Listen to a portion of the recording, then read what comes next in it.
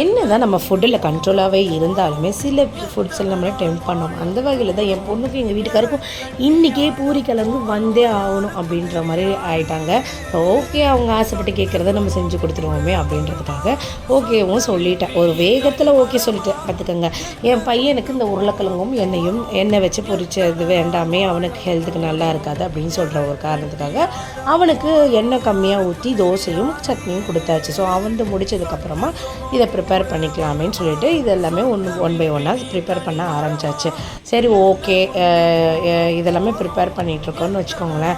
இந்த ஃபீல், அதாவது இப்போ நான் சொல்லக்கூடிய ஒரு விஷயம் எல்லாருக்குமே இது நடந்திருக்கா இல்லை எனக்கு மட்டும் தான் அப்படி நடந்திருக்கான்னு தெரியல. யாருக்காச்சும் அந்த மாதிரி மேட்ச் ஆச்சுன்னா அதாவது க்ரீஸ்ன்னு சொல்லுவாங்களா, அந்த மாதிரி கமெண்ட் பண்ணுங்கள்.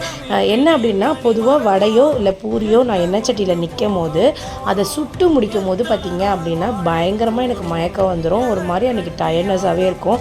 இது எத்தனை பேருக்கு நடந்திருக்குன்னு எனக்கு தெரியல, பட் ஆனால் எனக்கு எப்போயுமே நடக்கும்.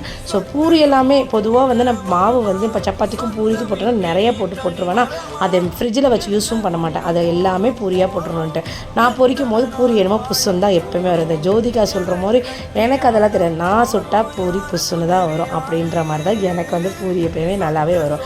பட் ஆனால் என்னென்னா குவான்டிட்டி, இப்போ 3 பேர் சாப்பிட்றதுக்கு நான் 6 பேருக்கு சாப்பிட்ற அளவுக்கு பூரி செஞ்சுருவேன். சரி, ஓகே, ஃபைன். எங்கள் வீட்டுக்காரு பொண்ணு ஆசைப்பட்ட மாதிரி கொடுத்தாச்சு, அவங்களும் சாப்பிட்டாச்சு, நானும் சாப்பிட்டேன்.